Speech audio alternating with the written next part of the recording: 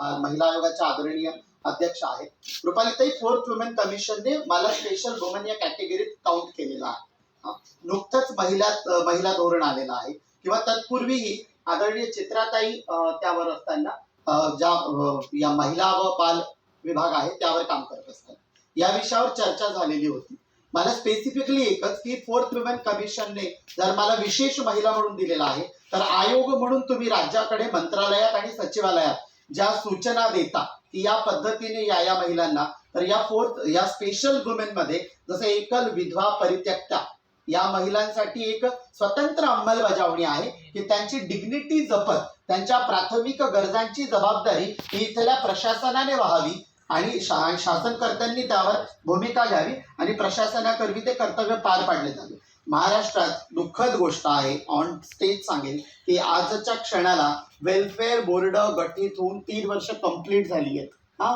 पण या 3 वर्षात वेलफेअर बोर्डाला महाराष्ट्रातला अधिकृत आकडा जो मी तोंडी सांगू शकते खुर्चीवर बसलेल्यांना माहित नाही. यापेक्षा वाईट काहीच शकत नाही. महाराष्ट्रात आकडा आहे, रजिस्ट्री किती झाली फक्त आतापर्यंत ट्रान्सजेंडरची? 1100. मतदान निवडणूक आयोगाकडे आदरणीय साहेबांनी ज्या संवेदनशीलतेने, खरं म्हणायला गेलं तर या उपक्रमाची सुरुवात जे वेलफेअर बोर्ड म्हणून सांभाळतायत ना सामाजिक न्याय विभाग, तिथून पहिलं दार उघडं झालं पाहिजे होतं, पण ते निवडणूक विभागाकडून होतं. हा सगळ्यात महत्वाचा भाग आहे. त्यांच्याकडे तिजोरीच्या चावे दिल्या, ते काम करत नाहीयेत. आपण ज्यांना वाटतं की नाही या तिजोरीसाठी असलेली संरक्षण यंत्रणा डेमोक्रेसी म्हणून आम्ही उभी करतो, तिथून त्या आहेत. हा एक मुद्दा. त्यातलं बेसिकली काय आहे की आता 4th वुमेन कमिशन जर मला म्हणताय तर त्यामध्ये त्या धोरणामध्ये कुठेही काउंटेबिलिटी नव्हती. 27 सूचना त्यामध्ये स्वतंत्ररित्या आमच्या पक्षाच्या प्रदेश उपाध्यक्ष आदरणीय दिशाताई आणि मी स्वतः बसून 2 दिवस पूर्ण महिला धोरण आम्ही वाचलं आणि 27 सूचना आम्ही त्यामध्ये स्वतः केलेल्या आहेत. मला माहित नाही त्या कितपत स्वीकारल्या गेल्या असतील आणि कितपत नाही. तर याविषयी तुम्ही तुमच्या पूर्ण मांडण्यामध्ये आय ऑल्सो, म्हणजे आपण सगळे पॉलिटिकल आहोत, no one can without political, मसाल्याचा डब्बा पण राजकारण असतो. तर यामध्ये तुम्ही स्वतंत्र पक्ष म्हणून आणि आयोग म्हणून याकडे कसं बघता आणि आमचे स्वतःचं उलट आमचं म्हणणं आहे की ते समाज कल्याणकडे असलेली जबाबदारी आहे ना, बालकल्याण महिला आयोगाने अर्धी वाटून घ्यावी. कारण काय आहे की आम्ही स्वतःला बाई म्हणून घेतो, आम्ही बाया आहोत, ही आमची सगळ्यांची मागणी आहे. तुम्ही बाया आहात का नाही? बाया आहात ना, मग महिलांमध्ये तुम्ही तुमचा सहभाग करून घेणार आणि महिलांना असलेले अधिकार, सुरक्षेपासून तर असलेले सगळे अधिकार, याच्यामध्ये तुम्हाला सहभागिता हवी का नको? मग बोलायला हवं, लोकशाही. तर त्या प्रश्नाला मला वाटतं की तुम्ही आपण अतिशय चांगल्या पद्धतीचा प्रश्न उपस्थित केला. पण आपण माझ्याकडे ज्या अँगलने पाहताय, मला वाटतं दीपकजींनी सुरुवातीलाच सांगितलं, हे ती म्हणून बसलेत किंवा कुठल्या तरी पॉलिटिकल पक्षाचे प्रतिनिधी म्हणून बसलेत. रुपाली चाकणकर ह्या एकमेव राज्य महिला आयोगाच्या अध्यक्ष या नात्याने बसलेल्या आहेत. तरी सुद्धा आपण आग्रह केला म्हणून मी पक्षामध्ये ज्या पदावर होते त्या पदावरची घेतलेली भूमिका मांडण्याचा प्रयत्न केला. राज्य महिला आयोग अधिनियम 1993 अंतर्गत कलम 10(अ)1 नुसार या सगळ्या घटनांचा अभ्यास करत असताना आपल्याकडून जे काही प्रश्न येतात ते मांडण्याचा आणि राज्य शासनाला सुचवण्याचा अधिकार हा आयोगाला आहे. 4थ्या महिला धोरणाच्या निमित्तानं मनीषाताई त्यामध्ये होत्या. या चर्चासत्राच्या निमित्तानं मला कल्पना नव्हती, कारण की मी व्हिडिओ कॉन्फरन्सद्वारे आपल्याला कनेक्ट झालेली होते आणि काही महिला त्या भागात होत्या. एका रेपच्या घटनेसंदर्भात मी बाहेर होते, तिथूनच ते जॉईन होऊन हे सगळे विषय मांडले. ज्यावेळेस मला 2 दिवस आधी ही सगळी पत्रिका वाचायला मिळाली त्यावेळेस आवर्जून मी या गोष्टीचा उल्लेख केला आणि मला सांगायला मनापासून कौतुक वाटतं. मी महिलांचा विषय यामध्ये कुठेही मांडला नाही. मी विषय मांडला तो तृतीय पंथांचा मांडला की यामध्ये यांचा समाविष्ट का नाही, किंवा त्यांची आपण जी जनगणना करतो की मतदानाच्या आधारावरती करत राहतो की मतदान महत्त्वाचं आहे म्हणून माझ्या प्रभागाची झाली पाहिजे, माझ्या राज्याची झाली पाहिजे, माझ्या देशाची झाली पाहिजे, पण यांची जनगणना कधी होणार आणि ती का आपण करत नाही. तर हा मुद्दा माझा त्या निमित्तानं होता. आपण जे प्रश्न मांडले ते निश्चितपणाने एक महिला म्हणून, आणि जसं आपण आता सांगितलं आम्ही बाया आहोत, तर आम्ही हे मान्य करतो. पण निवडणूक आयोगाने आज या सेमिनारच्या माध्यमातून हा विषय मांडत असताना मला आवर्जून सांगायचे, रेल्वे आरक्षणाच्या फॉर्मवरती सुद्धा ट्रान्सजेंडर म्हणून इन्क्लूड केलेलं असतं. तर त्यामध्ये निवडणुकीच्या फॉर्ममध्ये ज्यावेळेस आपण उमेदवारी देत असतो तर त्याच्यामध्ये स्त्री, पुरुष, खुला प्रवर्ग, खुला वर्ग असं तो त्याच्यामध्ये इन्क्लूड केलेलं असतं. तर माझीच आता निवडणूक आयोगाला विनंती आहे, आयोगाची राज्य महिला आयोगाचे अध्यक्ष म्हणून, की त्या निवडणुकीच्या फॉर्ममध्ये आता याच्या पुढचा 5वा कॉलम हा तृतीयपंथी स्त्री तृतीयपंथी पुरुष असावा, जेणेकरून निश्चितपणाने त्यांना त्यांची भूमिका मांडता येईल. आणि ज्या ठिकाणी ते स्वतःचं अस्तित्व त्यामध्ये आहे हे त्यांनी जर मान्य केलं, म्हणजे आपल्यालाच आता त्यांना बरोबर घेऊन जायचं. जसं मगाशी लताताई बोलल्या, रेखाताई बोलल्या की मुख्य प्रवाह म्हणजे आम्ही आहोत आणि आम्हाला तुम्हाला सगळ्यांना बरोबर घेऊन जायचं, तर ही भूमिका निश्चितपणाने आयोगाच्या माध्यमातून राज्य शासनाला मांडते. काही जो विषय मांडला तो खरंच म्हणजे आपल्याला बघायला गेलं तर खरंच खूप महत्त्वाचा आहे. कारण महिला म्हणून ज्यावेळी आम्ही तृतीयपंथी महिला म्हणून ज्यावेळी आम्ही रस्त्यावरून चालत असतो किंवा कुठेही वावरत असतो त्यावेळी आम्हाला उपभोगाचं साधन म्हणून बघितलं जातं नेहमी.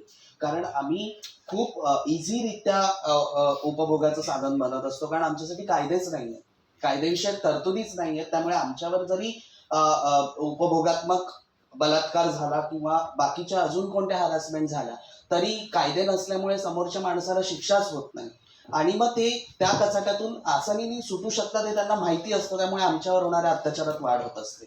त्यामुळे माझं रुपालीताईंना फक्त एवढंच सजेशन आहे की या ज्या कायदेविषयक तरतुदी आहेत आणि माझं जसं बोलणं झालं त्यांच्याशी पहिले पण की TG ॲक्टमध्ये ज्या काही गोष्टींच्या त्रुटी राहिलेल्या आहेत, जे शिक्षा आणि पेनल्टीचं जे सेक्शन आहे कायद्यामधलं त्याच्यामध्ये ज्या काही त्रुटी राहिलेल्या आहेत त्या त्रुटींना भरून काढण्याचं काम आपण महाराष्ट्र शासनाद्वारे आणि महिला आयोगाच्या संयुक्त ह्याने आपण एक चांगला कायदा, एक इन्क्लुझिव्ह कायद्याचं इम्प्लिमेंटेशन आपण महाराष्ट्र शासनात कसं करू शकतो हे थोडंसं महिला आयोगाने ह्याच्यामध्ये इनिशिएटिव्ह घेतलं पाहिजे. जसं ती म्हणाली की समाज कल्याण विभाग हे काम करत नसल्यामुळे हा सगळा गोंधळ आहे, पण तरीही काही गोष्टी कधी कधी मी मान्य करते की काही गोष्टी घडायला वेळ लागत असतो आणि कधी कधी आपल्या गोष्टी आपण समजावून सांगायला वेळ लागत असतो. पण महिला आयोगाने याच्यात इनिशिएटिव्ह घेतलं तर ते खूप इझिली होऊ शकतं. नक्की प्रयत्न केला आणि मी तुमच्यासाठी खास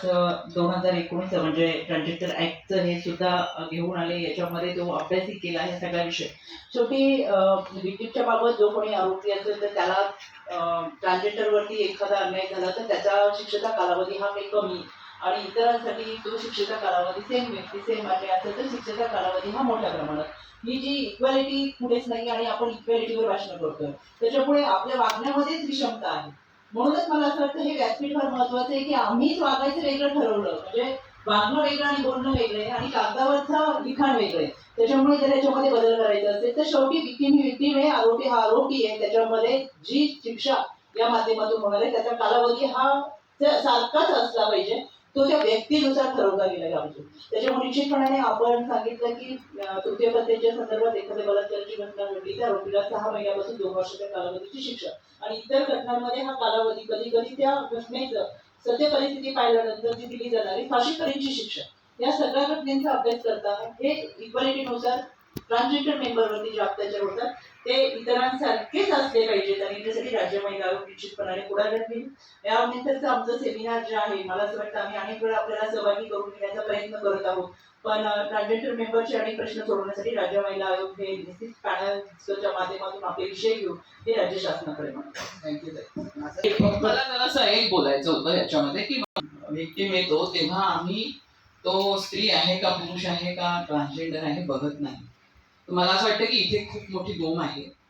कारण की जे समाजातले व्हिक्टीम आहेत त्यांना आयडेंटिफाय करून तुम्हाला ते ज्या कॅटेगरी मधले आहेत त्या कॅटेगरीला ऍड्रेस करावं लागतं. तुम्हाला नुसते माणसं आले या पद्धतीने हा विषय करता येत नाही. हा एक खूप मोठा याच्यामध्ये तुमचं जे त्याच्यामधला अप्रोच आहे त्याच्यामध्ये ही त्रुटी वाटते मला की कोण जे आपल्या बरोबर येतात त्यांच्यावरती नेमकं समाजामध्ये काय अन्याय आहे आणि त्यांच्या संपूर्ण सामाजिक पार्श्वभूमीचा विचार केल्याशिवाय तुम्हाला त्यांच्या अन्यायाचा पूर्ण अंदाजच येत नाही. हे आपण लक्षात घ्यावं असं तुम्हाला माझी विनंती. एक मिनिट रेखाताई, मी मगाशी त्याच्यापुढे असा उल्लेख केला की माझ्याकडे प्रिया पाटील ह्या महिलांना काही घेऊन आल्या होत्या त्यावेळेस आम्ही असा विचार करत नाही की ते कोणी घेऊन आले किंवा काय करतात, हा पुढच्या अनुषंगाचा विचार होता. दुसरी गोष्ट, आपल्याकडे ज्या तक्रारी येतात ती तक्रार घेऊन येणारी व्यक्ती महत्वाची असते, आम्हाला व्यक्ती म्हणून ती महत्वाची वाटते. त्याच्यामुळे इतका भेदभाव, म्हणून मला असं वाटतं की आपण भेदभावच्या दृष्टिकोनातून यांच्याकडे का पाहावं, यांच्याकडे आधी आपण माणूस म्हणून पाहायला शिकलं तर यांचे निम्मे प्रश्न सुटतील असं मला म्हणून वाटतं. माझा प्रिया नाही, पण आणखी तुमचा प्रश्न काय होतं हे फक्त मला मी सुचवतो की वर्गामध्ये जसं पहिल्या बाकांवरची मुलं खूप प्रश्न विचारतात आणि मागच्या बाकावरचे लोक लिहून देतात, त्यांचे प्रश्न काही लोकांच्या पर्यंत जात नाहीत. तर मला तुम्हाला विनंती अशी करायची आहे की पहिल्या 3 रांगांमधल्या लोकांचे प्रश्न पुढची 5 मिनिटं मी घेतो, त्यानंतर तुम्ही त्यांना प्रश्न विचारू दे. पण मागे जे अनस्पोकन व्हॉइसेस आहेत, म्हणजे असं नको व्हायला की वंचितांवरच्या परिषदेमध्ये काही लोक वंचितांची राहतील, असं नको.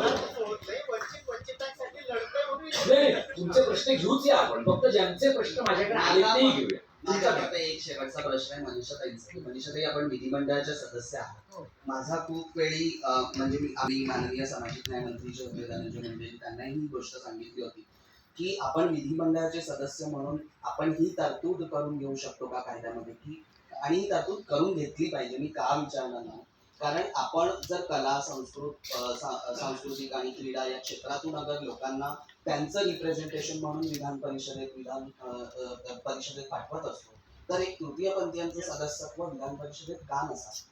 आणि ते असलंच पाहिजे, कारण आमचे जे प्रश्न आहेत ते प्रश्न संपूर्णपणे इथे बसलेले कोणीही किंवा अजूनही विधिमंडळातले सदस्य हे पूर्णपणे मांडू शकत नाही.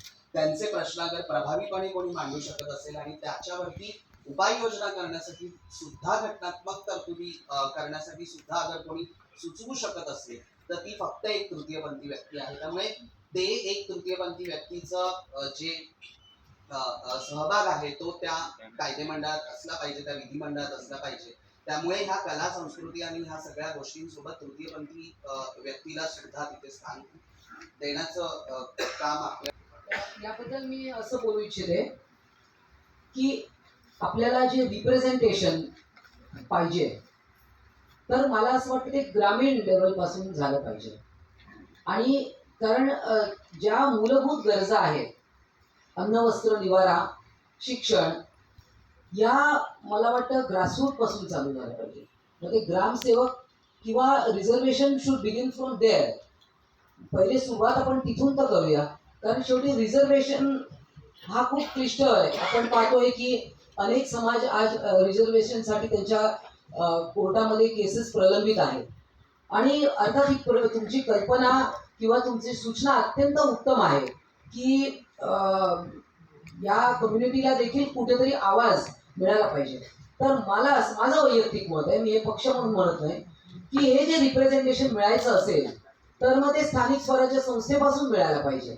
म्हणजे तिथपासून पॉलिटिकल ट्रेनिंग हे मिळणं अत्यंत आवश्यक आहे. शेवटी आपल्या गरजा ज्या आहेत त्या बेसिक लेवलच्या गरजा तरी पूर्ण होऊ देत. मग त्या जर का तुमच्यापैकी ग्रामसेवक झाल्या, जिल्हा परिषद सदस्य असेल किंवा मेयर पण झालेल्या, अन्य राज्यांमध्ये झालेले आहेत, पण आपल्याकडे नाही. प्रभाग समितीमध्ये 3 सदस्य हे संस्थांचे प्रतिनिधी असले पाहिजेत, जे मागच्या वेळी भरले गेले नाहीत. पण आमच्याकडे अशा असंख्य महाराष्ट्रात आणि मुंबईत तृतीयपंथी आहेत, ज्या विविध संस्थांमध्ये गटर, वॉटर, मीटर, नागरी प्रश्नाला धरून काम करणार आहेत. तर त्यांचं नेतृत्व किमान प्रभाग समितीच्या 3 सदस्यामध्ये जरी तुम्ही पाठवण्याचा विचार केला तरी तो बदल होऊ शकतो. दुसरा बदल असा आहे की स्वीकृत नगरसेवक जेव्हा स्वीकारले जातात, तर प्रिया आहे, शमीबा आहे किंवा असे असंख्य लोक आहेत की वेगवेगळ्या राजकीय पक्षांमध्ये काम करतात, ज्यांची सत्ता येईल त्यांनी किमान थोडंसं उदार होऊन यांना स्वीकृत नगरसेवक म्हणून जरी तुम्ही पाठवलं तरी गटर, वॉटर, मीटर, सार्वजनिक वाहतूक ह्या सगळ्याचे प्रश्न ते सोडवण्यासाठी त्यांच्याकडे ते नेतृत्व आहे, कौशल्य आहे. कारण आता मी बघतो महाराष्ट्रामध्ये की मी जर निवडून नाही आलो, वॉर्ड जर राखीव झाला तर मी माझ्या बायकोला उभी करणार. पण ह्या सगळ्या तयार आहेत, यांना कोणालाही पॉलिटिकल ट्रेनिंग देण्याची अजिबात गरज नाहीये, त्या पूर्ण तयार आहेत. म्हणून हा कार्यक्रम होतोय. रेडीमेड नेते.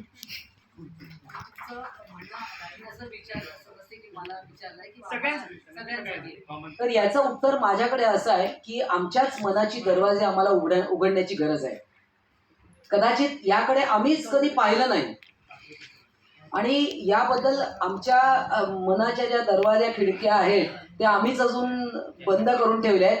आणि I think this is the right time की आम्हीच आता याबद्दल रिसेप्टिव्ह होणं गरजेचं आहे, जे आम्ही नव्हतो. दॅट इज तो अनुभव मला सांगायला हरकत नाही. लक्ष्य, तुम्हारा कोई सवाल था, तुम कुछ पूछना चाहे?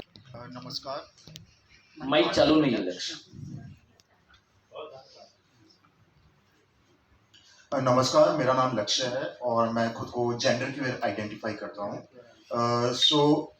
मेरा प्रश्न कुछ इस तरीके से है कि जब हमारा उद्घाटन का सत्र हुआ था कल, उस समय पे हमने सांख्यिकी विभाग के बारे में कुछ बात करी थी, स्टैटिस्टिक्स के बारे में, और उसी से रिलेटेड मैं अपना आगे प्रश्न रखना चाहूँगा कि एक्चुअली क्या है, जो हमारा अगर पॉपुलेशन सर्वेज वगैरह देखा जाए तो सबसे पहले अगर बात करी जाए डेवलप्ड कंट्रीज की, तो मोस्ट ऑफ द स्कोपिक रिव्यूज जो हैं वो बताते हैं कि लगभग 10 से 11% किसी भी पॉपुलेशन में LGBTQIA+ आइडेंटिटीज होती हैं। एंड सेकेंडली, अगर रिसेंट स्टडीज की बात करी जाए तो इप्सॉस की इंडिया प्राइड स्टडी आई है 2021 में, जो बताती है कि 17% of Indian population non heterosexual identify करती हैं। इसके बाद अगली स्टडीज अगर हम किन्स्की स्कूल की स्टडीज देखें, किन्स्की सेक्सुअल स्कूल्स की स्टडीज, तो उसमें बताया गया है कि इवन अगर हम एक्सपेरिमेंटल सेक्स के केसेस को इंक्लूड कर दें तो लगभग 25 से 37% तक लोग LGBTQIA+ आइडेंटिटीज में बैठते हैं। तो अभी तक हम जितना कर रहे हैं, जितने एफर्ट्स डाल रहे हैं, वो ज़्यादातर हम विजिबल कम्युनिटीज की तरफ डाल रहे हैं। चलो, अगर मैं ट्रांसजेंडर पर्सन्स प्रोटेक्शन एक्ट 2019 की बात भी करूं तो उसमें भी ट्रांसजेंडर को अम्ब्रेला टर्म जब लिया गया है, उसमें trans women, trans man, intersex, gender queer और एथनिक आइडेंटिटीज को ही इंक्लूड किया गया है। बाकी जेंडर डाइवर्स आइडेंटिटीज को इंक्लूड नहीं किया गया है। जैसा कि अभी मैम ने एक शब्द बोला, मुझे एक बहुत अच्छा शब्द सीखने को मिला, जो था सिविल डेथ। तो एक तरीके से आज तक हम ट्रांसजेंडर कम्युनिटी के लिए जो सिविल डेथ करते आए हैं, अगर हम अभी भी अपने शब्दों को चेंज नहीं करेंगे तो हम बाकी की जेंडर डाइवर्स कम्युनिटीज के लिए वापस से सिविल डेथ को रिपीट कर रहे हैं। तो इंटरनेशनल अगर मैं बताऊं कुछ रिसर्च रिव्यूज वगैरह में, तो आजकल जो ज्यादा शब्द प्रचलन में है वो है TGD, transgender end gender diverse communities. उससे हम सर्वसमावेशी हो जाते हैं। और इसी तरीके से जैसे आ रही है आवाज, बोलिए। और इसी तरीके से जैसे अभी बात चल रही थी वुमेन एंड ट्रांसजेंडर सेल या वुमेन एंड ट्रांसजेंडर डिपार्टमेंट, तो उसी को अगर जैसे मैं Tata Institute of Social Sciences से पढ़ा हुआ हूँ, और वहाँ पर हमने जब हमारे पास UGC से एक लेटर आया कि हम वुमेन डेवलपमेंट सेल बनाएं, तो हमने अपने प्रोफेसर्स के साथ मिलके उनको रिक्वेस्ट करके women and gender development cell बना दिया। तो gender diverse is itself a term जो कि हमें सर्वसमावेशी बनाता है। और जैसे कि सेक्सुअलिटी जो है और जेंडर आइडेंटिटी जो है वो एक स्पेक्ट्रम में एग्जिस्ट करती है, नंबर लाइन की तरह, कि 0 और 1 के बीच में बस 0.5 नहीं आता है, बहुत सारे इंटीजर्स भी आते हैं। इसी तरीके से हम 0.5 पे रिस्ट्रिक्ट होकर नहीं चल सकते हैं। तो आगे आने वाले टाइम में आप अपने पॉलिटिकल पार्टीज और एजेंडाज में मैं चाहूंगा कि जेंडर डाइवर्स कम्युनिटीज के बारे में भी सोचें। खासकर इवन मैं माइनॉरिटीज विद इन माइनॉरिटीज की भी बात करूं अगर, तो ट्रांसजेंडर कम्युनिटी LGBT कम्युनिटी में माइनॉरिटी है, और उसमें भी और वीकर सेक्शन देखा जाए तो हमारी trans man population, intersex persons with intersex variations, ये सारे और भी वीकर सेक्शंस में आते हैं। इनके लिए आवाज उठाने वाला भी कोई नहीं है। अगर मैं अपनी बात करूं तो कल मैं 5 ट्रांस मैन से मिला यहाँ पर, लेकिन आज एक भी ट्रांस मैन रिप्रेजेंटेशन नहीं है यहाँ पर। तो अगर देखा जाए तो एक बहुत ही उनकी तरफ से मैं ट्रांस मैन की तरफ से एक मुद्दा रखना चाहता हूँ आपके सामने कि ट्रांस मैन को ज़्यादातर बॉटम सर्जरीज में काफ़ी दिक्कत आती है, क्योंकि उनकी सर्जरी 4 स्टेजेस में जाकर होती है और इतना सारा पैसा वो खर्च नहीं कर पाते हैं। तो ऐसे केस में उनको STP की ज़रूरत पड़ती है। STP is a urination product. तो उससे क्या होता है कि जब भी STP मंगाते हैं हमारे ट्रांसमैन भाई, तो वो इंडिया में इमिग्रेशन डिपार्टमेंट में अटक जाता है सेक्स टॉय मानकर, जबकि वो उनके यूरिनेशन के काम आता है। और इस तरीके से हम खुद का जब क्लिनिक चलाते हैं, हमारे पास काफ़ी सारे ऐसे केसेस आते हैं ट्रांसमैन के जिनको यूरिनरी ट्रैक्ट इन्फेक्शन हो चुका होता है, just because they are not getting a urinating product because it is not manufactured in India, और इमिग्रेशन डिपार्टमेंट में अटक जाता है वो। तो इसी तरीके से ये जस्ट मैंने एक एग्जांपल दिया है how minority within minority is also important, and जो हम सिविल डेथ आज तक करते आए हैं, हम हिस्ट्री में उस सिविल डेथ को वापस से रिपीट ना करें, यही मेरा दरख्वास्त है। धन्यवाद। थँक्यू लक्ष. हा, तुमचा प्रश्न विचार. नमस्कार। पहला मेरा रिक्वेस्ट ये है कि फर्स्ट ऑफ ऑल हमें वोट बैंक ना समझो, हमें इंसान समझो, बिकॉज हम जो है वो अभी तक किसी ने रिकग्नाइज नहीं किया हुआ है। सेकेंड चीज, अगर हमको वोट बैंक समझना है तो हम आपको डेफिनेशन देते हैं वोट बैंक का। हम टैक्स पेयर हैं, हम जीएसटी पे करते हैं। 1% of any population is a transgender population. ये नेशनल और इंटरनेशनल लेवल पे एक्सेप्टेड हुआ है। तो दोनों वे से हम डिफाइन कर रहे हैं। सारे पार्टीज या जो भी यहाँ पे बैठे सबने अपना जो था बोला है, पर मैंने जरा भी नहीं ये समझा है कि 7 साल हो गए नालसा जजमेंट को, 2 साल हो गए एक्ट को, एक ने भी नहीं बोला है कि हम इसे इम्प्लीमेंट करेंगे, क्योंकि अभी तक पेपर में ही है वो। चलो 2 साल हो गए एक्ट को, पर नालसा को 7 साल हो गए, पेपर से अभी तक वो आया ही नहीं है। अगर नालसा जजमेंट को इम्प्लीमेंट हो जाता तो एक्ट को आने की जरूरत ही नहीं पड़ती। तो ये प्लस पॉइंट है। थर्ड पॉइंट है, मैं नेशनल कमीशन वुमेन में लास्ट वीक मीटिंग करके आई हूँ। उसमें मैंने बहुत क्लियरली बोला है trans women of course you include, पर जब ट्रांसजेंडर की बात करते हैं, मेरे ट्रांस मैन कहाँ गए, उनको भी इंक्लूड करना बहुत जरूरी है। और लास्टली नहीं, वहाँ पे सारे लोगों ने मना कर दिया था, तो इसलिए मैं वापस से एज अ स्टेट लेवल पे मैं रिक्वेस्ट कर रहे हैं। और लास्टली जो लक्ष्मण ने बोला है, मेरी संस्था ने, मेरे एक स्टाफ जिसने एसटीपी यूज किया था, हमने हाई कोर्ट में अपील की थी और हमें वो हाई कोर्ट में केस जीते और उसको एसटीपी अप्रूव करके हमें, मतलब उसके पास था एसटीपी, पर उसको ट्रैवल के समय इमिग्रेशन और अदर डिपार्टमेंट में से मना कर दिया गया। तो मेरा खाली वही एग्जाम वो है कि हर कोई जाके कोर्ट नहीं पकड़ सकता, कोर्ट को नहीं अटका सकता, ठीक है। तो यही सारी थोड़ी बहुत रिक्वेस्ट है, पर मोस्ट इंपॉर्टेंट है, please any of the party take responsibility of NALSA and act को ऑन पेपर से लाके ऑन ग्राउंड पे लेके आने के लिए। Thank you.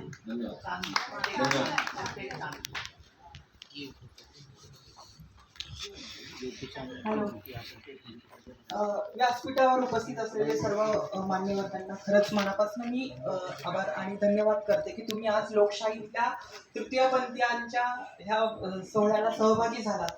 पण लोकशाही खरंच आम्ही आझाद आहोत का? जशी शमीबा उभी राहिली आणि बोलली की बोलावं की आमचं जे धोरण आहे ते खरं केंद्र सरकारने जर ते मान्य केलेलं धोरण जर ते इथं प्रेझेंट झालं असतं. पण ही खरं शोकांतिका आहे की केंद्र सरकार जे चालवतात जे आहेत त्यांची आज खुर्ची रिकामी आहे, ही खरं शोकांतिका आहे. मग हा लोकशाहीतला सहभाग. बेसिकली मुद्दा असा आहे की इथे आपण सर्वच माननीय पक्षाचे ज्येष्ठ नेते आहेत, पण इथे सत्ताधारी पक्षाचं कोणीच नाही, त्याच्यामुळे यातच मला खंत वाटते, ही शोकांतिका आहे की मग लोकशाहीत सहभाग त्यांचा आहे का नाही आमच्या तृतीयपंथीयांविषयी ह्याचं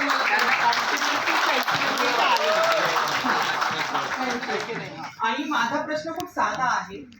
जसं की सोनाली आज खूप आमच्या पुण्यामध्ये भरपूर काम करते, म्हणजे तिने जेंडर इक्वॅलिटी पासून वगैरे खूप तिचं काम पुण्यामध्ये चांगलं आहे, मीही करत आहे. पण व्यासपीठावरती उपस्थित असलेले रुपालीताई ज्यांनी आज माझा पाठीवर हात ठेवला आणि मी आज जे काही सन्मानाने जगतीये ती ताईंमुळे जगतीये. पण त्याच्याच बाजूला आहेत मनसे म्हणले की जरा फक्त आपल्याला दिसतं लाठी काठी बांबू हे ते.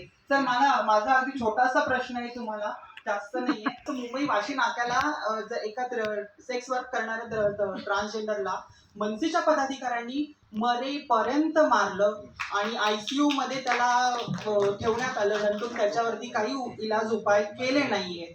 दुसरी गोष्ट, राज ठाकरे माननीय त्यांचा आम्ही आदर करतो, कारण की आम्हीही त्यांचा अजेंडा आम्हाला फॉलो करतो.